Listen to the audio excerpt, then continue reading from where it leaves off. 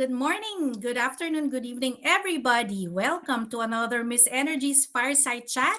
And today I would like to touch on something different, but I know it would resonate to a lot of people, especially those who are not happy, not satisfied with their current boss or manager in the workplace. So, what is the effect of a boss genuinely caring and knowing their teams personally and not only professionally? Well, at a glance, committed employees like me perform so much better at work. I do the extra mile, and I'm absent less frequently. Even if I'm feeling under the weather, I still work and deliver results because I admire and I'm just so happy working for this boss or for my manager. And we are less likely to quit our jobs.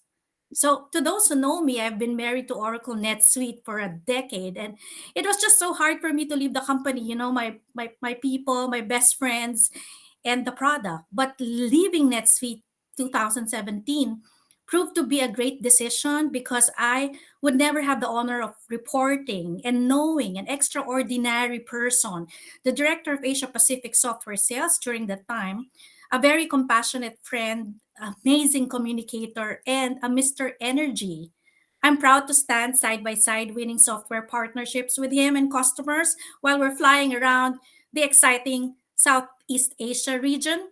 So, without further ado, let us give our warm welcome to the charismatic, amazing leader, my ex boss, Jay Pring. How are you, Good. Jay? Hi, everybody. I'm very well, and I'm very, very humbled and honoured to be part of Miss Energy. You've been an amazing inspiration to me as a leader and as a person who's done some incredible things. And I've just got to say, I'm very touched to be invited to be part of this fantastic program you're presenting. Oh, wow. Yeah, you're always top of mind. And how's the family? How's Beck? The How's the family's kids good. today? The family's good. My son turned 16 this week. We had a I big know, Jackson, Mexican happy birthday. fiesta. Thank you. Yeah, yeah, yeah. So that was exciting. It's making me feel old to see my children growing so quickly. We have a new Well, dog don't as worry, well. We there's have a lot of collagen out there. yeah, I might have to invest in some soon. I'm Oh, starting to you get don't those need to. I'm wrinkles. sure Beck is very familiar with the brands. Yeah, so no, the family's good. We have a new puppy, an Australian cattle dog, who's keeping us very Yeah, I, s- busy. I- Uh, yeah, I he's saw out of the that. house this morning, thankfully. He's gone for a walk with Beck. So, yeah. Oh, that's very nice. Yeah, I've been seeing that you're also living like on the beach, like it's the sunset and clear water. So are you in so just for the benefit of the audience, so are you in Sydney? We're in Sydney. No, we're actually a little bit north. We're about 2 hours north of Sydney in a coastal city called Newcastle. And we're really fortunate to live in a little place called Dudley, which is right on the beach. So it's a dog friendly beach. We can take our puppy there in the afternoon. Mhm. And we spend pretty much most afternoons there with the kids. We go down, we have a run on the beach, we have a swim. It's a perfect Australian lifestyle. I know. Oh my God, I can imagine. Do you surf? No, no. I body surf, but I'm not very good on a board. I'm one of those rare Australians that doesn't surf. Oh, okay. Maybe it's not yet too late to learn, you It's know? never too late to learn. Never too late to learn. So when my shoulder's better, maybe I'll get out there and learn how to surf. Yeah. So, I'm sure that the audience would like to know what makes what makes Jay Pring happy now and what makes you proud today. So, tell us more about it. What's happening? Well, look, what makes me happy and what makes me proud really centers around my family. I think if you can raise a good family, it means that you're doing something very well in life.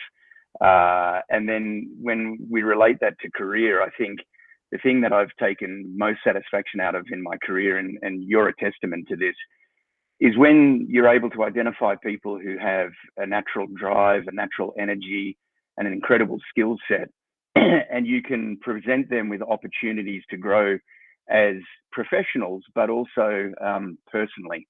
And I think this is, one of the things that I'm really passionate about, and what I've been doing recently is started my own business around training people and communicating how to become effective communicators, because I think just seeing people really rise to the better part of themselves, to see how they can achieve great success personally and professionally. And by that, I mean, not just as workers for me, as people who help my success, but as individuals who become my friends, and as people who I see their personal growth. They become better humans, and for me, that's what gets me up in the morning. And I'm very excited to be able to be a part of that with a lot of the people that I work with. Yeah, I know I can feel your passion, and I think a lot of our audience would also want to find out, Salesforce is the biggest, CRM software in the world, and a lot of, new graduates and even executives, like it's their dream to be part of Mm. that kind of a US multinational tech giant. So just to remember your role in Salesforce, and just for the audience to know what made you jump from from you were like a businessman or an author before you jumped to Salesforce. Am I correct? That's correct. Yeah. So look, my background is as a journalist. I've been a working journalist for nearly 35 years now. So that's showing my age. 35 years. And yeah, and through my career as a journalist, a guy that I had worked for, Ken Cowley, had bought a very iconic Australian brand called RM Williams, which is a boot and clothing company. And he asked me to come and work for that company and help to turn it around financially. And through my career, I'd been exposed to the ability to do that. So I came and worked with him, turned the business around. And one of the things that I did very early on in that business, when we were looking at how to restructure it, was the need to operate that business on a software basis. And Salesforce was the software vendor that, after a lot of analysis, I decided to use those guys to help us manage our sales operation, our CRM, all of our, customer data was basically put through Salesforce. And I was one of Salesforce's first customers in Australia, and we were a signature brand for those guys. And it was great because the Salesforce guys became like family and like partners to me. They have a very strong ability to kind of, become part of your business and a very critical part of your business. So they used to get me to come along and present to their clients when they were trying to sell, as a client reference. They used to get me to do, talks at big events that they had, all sorts of different things around Australia. And many years later, when I was out, running my own business, I was talking to Lee Hawksley, who is, the absolute god of Salesforce, or was the absolute god of Salesforce in Australia. And he convinced me to come and join those guys, and a role in Singapore opened up, and I went up there as a sales leader, running the marketing side of the business. So I was responsible for selling Salesforce Marketing Cloud, and it was just an absolute joy for me. I uprooted the family. We moved to Singapore from Sydney. We were there for about 4 years, almost 5 years, and working for a company like Salesforce is next level. If you have the opportunity to work, as you would know, with Oracle and so on, these companies have a way of working that's systematic, but also really fosters the creativity of the people who work there. And I was very, very privileged to be able to work in a role where it spanned the entire Asia region. So, I was in Vietnam 1 week, Manila and its crazy traffic the next week, Malaysia, Hong Kong, China, all over the place. And I met the most incredible group of people who worked for me and worked with me, the team that I was able to, inherit and also build out on. And also the customers, just seeing people who realized that software was going to be able to really fast track their success as businesses, and also as business leaders. When you invest in these kind of software, it doesn't just make your business successful, it makes you as a leader within that business successful. And this is one of the things I was really, really proud to be a part of. And I loved it. I loved it. I COVID. know. You can go on and Yeah. on. I can actually even share to the audience that you are well loved in Salesforce. That's why I accepted your offer because one of my, like brilliant big boss in Oracle NetSuite, I just pinged him and I said, "Do you know Jay Pring? Because this guy is trying to hire me." And then he said quickly, he's well loved. People love Jay Brilliant. Pring, and just that one statement, actually, from a boss who has also very high standards Mm. and very tough to say that this person is well loved by people and the team and the customer. So I said, okay, bye bye Oracle NetSuite. Yeah, so it made you, I think it made you really popular. You expose yourself to this, high tech number one CRM software in the world, not just only one region. So Mm. yeah, sometimes the decision that you make, can really, like as I said, make or break you. Just like the decision of me leaving my beloved Oracle NetSuite company and the team that I work with to know you it's also like can change it changed my life for the better. It was a good reference and I enjoyed working There for was you with you. Yeah. Ria, there was no way I was going to let you go. After I first interviewed you, I was going to do everything I could to get you on board. So, I know it was like I know I can feel that. And it's very good that's why I always tell budding sales executives or marketing or whatever, even family and relatives, to make sure that your heart is light, that your mm, heart is happy when you're making this kind of move.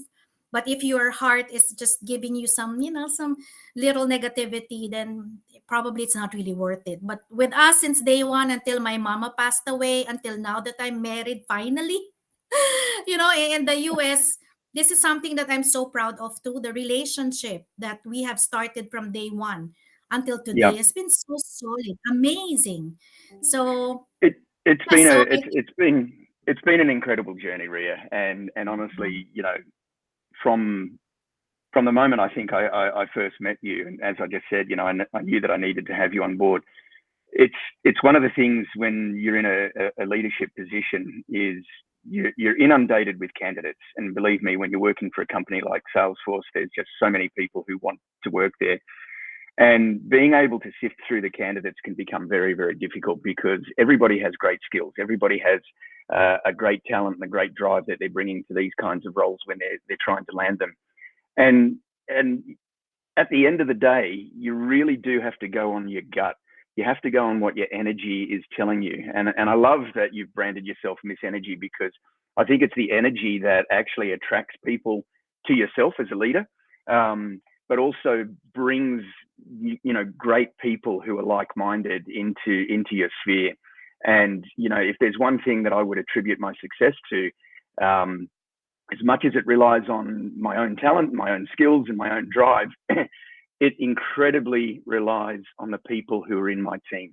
There is no success without a solid team supporting you. It's not a game of tennis; it's a game of football. There's a team behind it, and you need to be very, very careful in how you build that team. yeah, I can imagine because you are leading the whole Asia, no, Pacific, Yeah. and the type of politics and the management and all this, in between shenanigans, happening, and then the owner founders are chasing you for revenue day in day out, and it's very tough. It's not for everybody, but if you can cite one or two fun but very impactful memory that you had with me during the course of selling the omni-channel marketing software, what is that? Wow, there's so many of them. I think one of my favorite sales was a company called Genting, and they are a huge gambling company. They own casinos and resorts all around Asia and in America as well. They're in Las Vegas, and they're headquartered up in Kuala Lumpur at the top of a mountain, which is literally the Genting Mountain. The family's owned it for centuries, and they've built this giant casino up there. And so when I first engaged with them as a client, I had to fly in there, and they fly you by helicopter from the airport up. into the mountains, and you end up just having this incredible experience of this casino where they take you to the owner's private suites. They take you all over the place. They introduce you to parts of the world that you are never going to see as a normal person. So yeah, they were fantastic, but importantly, they were led by a very strong leader as well. The guy was fantastic. He's become quite a good friend of mine. We've been in touch for many, many years, even though, you know, I'm no longer working in that space. And the team that he had brought together was brilliant. And being able to bring my team together with that team in this incredibly beautiful environment, inspiring environment, and lead these guys through a sales process where they knew they needed something, but they didn't know what they needed. And we were able to get in there, understand what their requirements were, tailor a solution to fit those requirements, and then lead them through the process of being able to accept it internally, sell it internally, promote it internally, and eventually get the sale. And we were up against really strong competition, Oracle being one of them as well. So you know, it was a lot of hard work to get that sale, but they're one of our biggest clients to this day. So it was brilliant. It was an inspiring sale to work on. Yeah, just by hearing that story, it's like I'm watching Crazy Rich Asians. You know, it the was way you explain it, you know, a helicopter, and then you got to see a private suite. It's like I just oh, remember the Crazy Rich Asian because that's in Malaysia, right? it's in That's Malaysia, and it Malaysia. was exactly Crazy Rich Asians. It was incredible money. We were in the private suite, and they had 88. Eight obviously is a very important number in Asia. So in the private suite, they had $88 million worth of exclusive artwork that they had asked to be created for them, and that was just for the family's private suite. So we were sitting there surrounded by this incredible opulence, like we were in some I Saudi Arabian know. palace. It was Wow. amazing.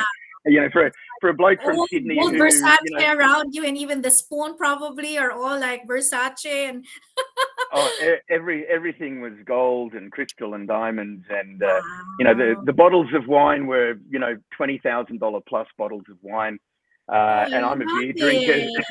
I I'm a love beer drinker, and that. I'm like, I can't, you know, it was just insane. It was insane. I know, but I have a question. So, how much do you miss the the Malaysia, you know, atmosphere, and then versus Australia? I just want to know what's that uniqueness. Look, it's if I could, I would be working back in Singapore now. I love the Asian people. I love the Asian way of doing business. There's an energy and an excitement there. They're not at the top of the game, and they know they're not at the top of the game, but they want to be there. So they're very, very open to what you bring to them as a potential supplier. And you know, I remember one of my first meetings when I walked into Manila, and was working with a big energy company there in Manila. And as I was approaching this conference room that I was meant to do this hour-long talk in, I could hear this singing. And when I walked in there, there was about 300 people sitting in the room, and they were all singing a song together while they were waiting for me to arrive. And I'd never ever seen that. And it was something that I only ever saw in Manila. It was just this incredible joy that they had at work. They were all colleagues sitting there singing together. If you did that in Australia, you'd have to be 10 beers deep in a pub with your colleagues on a Friday afternoon before there was any kind of singing. So Oh, is it like unacceptable in the workplace, it's just or not it's just known. not It's the just not culture? an it's just not the culture. And you know, coming from Australia, which is, you know, very Western culture, very in many ways, it's very set in its ways. It's very kind of conservative. And then you come into Asia and you're just exposed to all of this incredible culture, all of these incredible people, different ways of thinking, different ways of being. You know, some good and some bad. You know, there's always a good and a bad when it comes to these things. But just the general attitude of the people, the willingness for them to accept you, to work with you, to involve you in their business.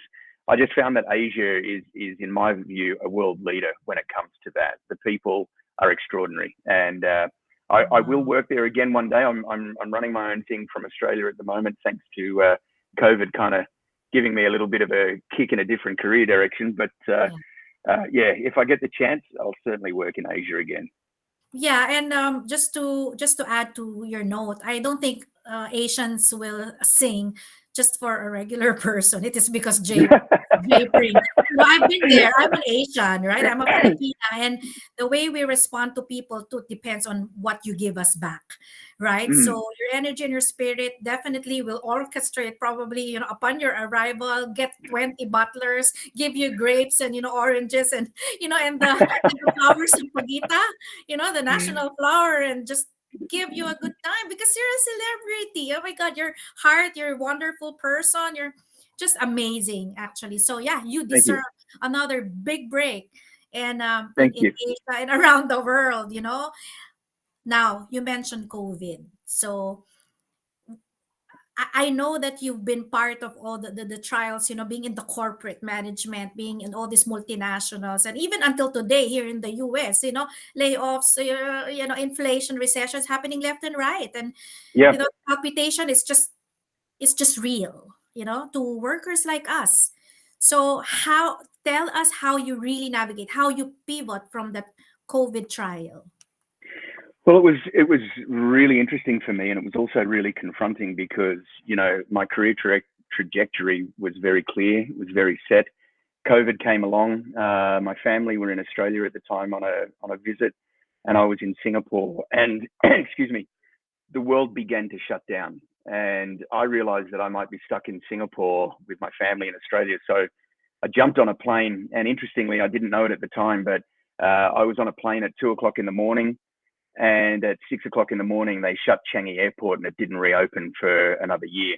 So I was on one of the last planes out of Singapore. It was almost like one of those war type movies. Everybody was in hazmat gear, and it was incredibly emotional to fly out of Singapore and not know when I'd be coming back. We thought that maybe we'd be gone for a month, and we were living with my in-laws in Australia. We were there in Australia, and a month became 2 months, and then became 3 months, and then obviously layoffs around the world began to happen because companies realized that their employees were, you know, they weren't going to be able to bring them back.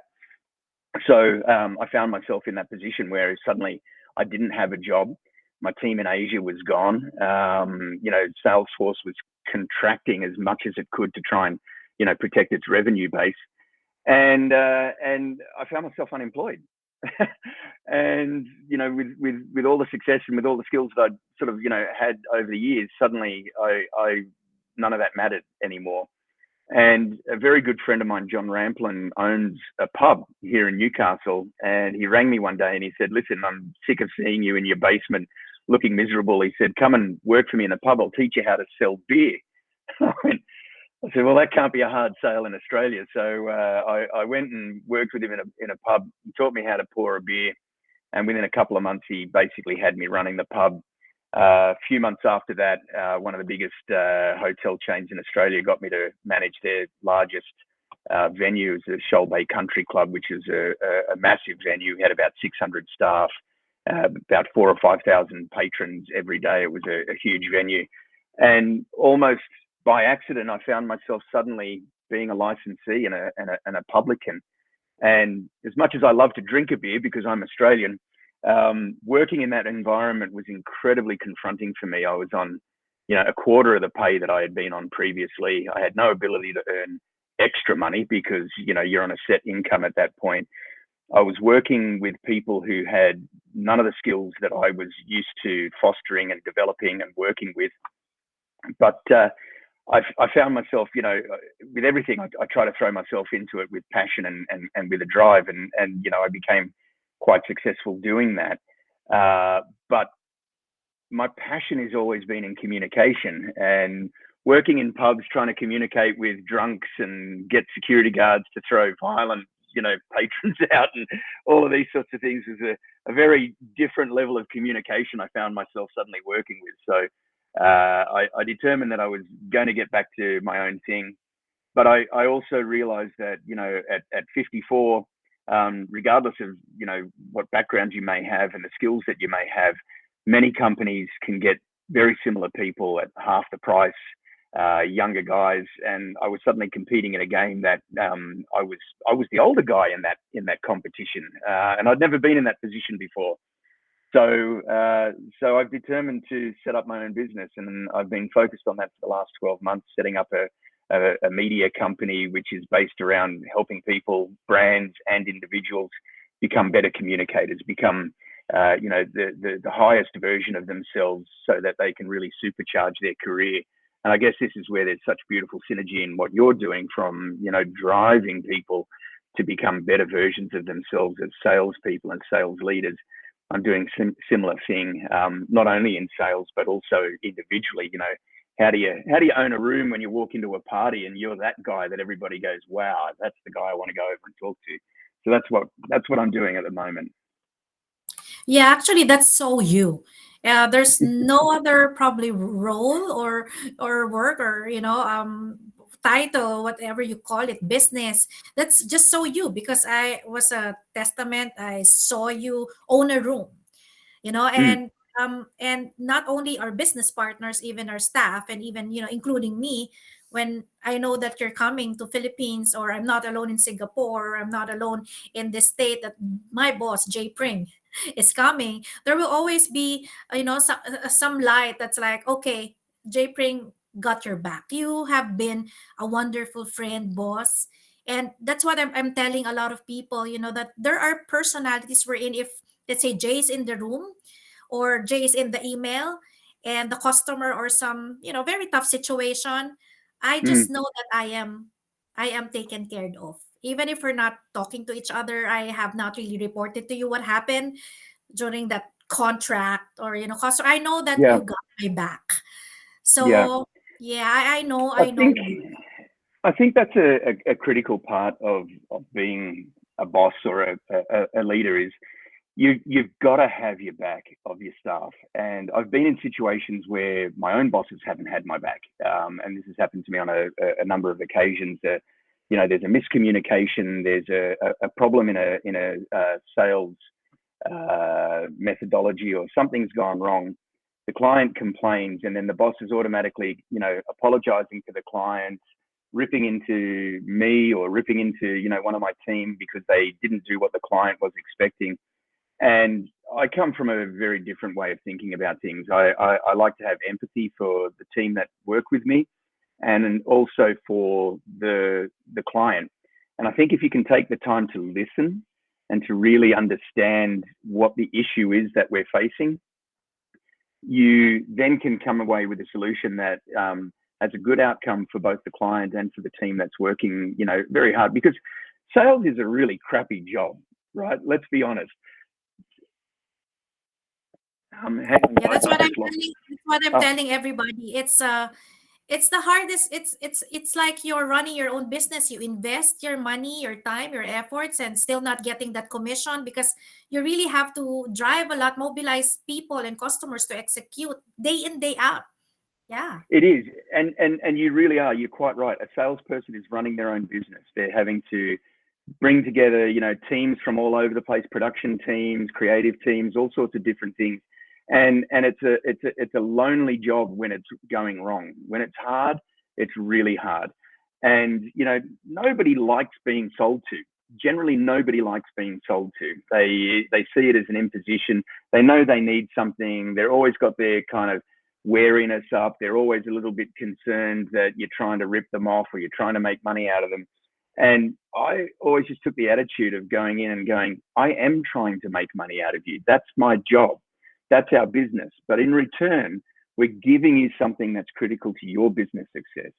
And I always worked with my sales guys, particularly the ones who, were struggling to communicate that and struggling to understand that within themselves, that guys, being a salesperson is a critical job, because you are developing a solution that gets the outcome that everybody needs. And there's no shame in blatantly being out there selling that solution, because if it's the right solution and it's going to be the right thing for the customer, you've got to be able to communicate that. You've got to present that so that they can understand it.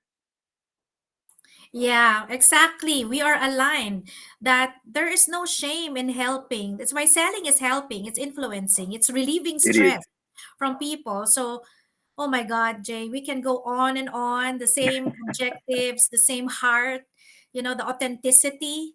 To escape the competition, actually, you just have to be authentic. And there will just be no competition around you, because customers spot fakers. They're people. They will know if you are just in there for their commission or you want to go to Bora Bora and wants to rip them out of the situation. But no, I'm just so excited. I am expecting a lot from you from this winning with every skill approach that you're doing. I'm so excited that my sales swagger masterclass closing deals, like relentlessly in the software, whatever technology sales you're in, from let's say young executives to even CEO founders are like sending me emails so honest that, hey Ria, we don't have any formal training. Yeah, And I think as I told you, we're going to solve big challenges for business people because, as I said, business owners just sometimes just were given that business by their father, and they don't know exactly what to do with their sales and marketing lead generation campaign initiatives.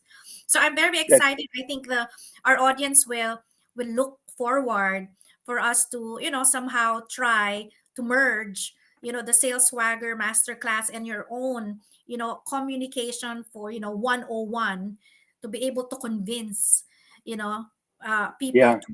to secure your product or your offering. It's very Look, nice. I agree. I'm really excited about where we're going with this partnership, and I think the word that really anchors everything that you do and that I do is the word authentic. I use it every single day. You cannot go in there and be anything other than yourself. You cannot go in there and pretend to be somebody that you're not.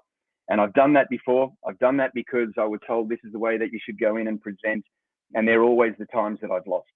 The times that I've won in business has been when I've been authentic, when I've stayed true to what I believe is right, and I've been able to go in there and convince the client of that. Fakes will be seen in an instant. These people we work with are very clever. They may have inherited the business, but they've been raised to be very clever. They can see a fake coming a mile away, and you will never ever win business against people like that if you're fake. So this is a great move forward. I'm very excited about it. I love that we can kind of bring the two energies together. And we've got Rem on board, who's amazing in the background and going to do some amazing things. And yeah, I'm excited. I'm really looking forward to this. Yeah, and one more thing, I think turning people's good to great to being unstoppable is something I know you and me can master. And I think the world 100%. is so big that the problem is also so huge that Aria and a Jay, Pring can find relief for them. And we're already seeing a lot of emails and messages from CEO founders, young sales executives, goal getters, and I'm excited. I think the next time that we will be with our audience is going to be preparing for our own master class for Yeah. you and your communication and presentation, iconic moves and syllabus, and my own dealing with closing deals and negotiation, whatever. But Jay, I'll let you go. I know that it's your morning and you've got a lot of daddy time to No, do. no, no. I got a lot of business to go out and win. So, Oh yes, kids are in perfect. school So today. Lots of work to do.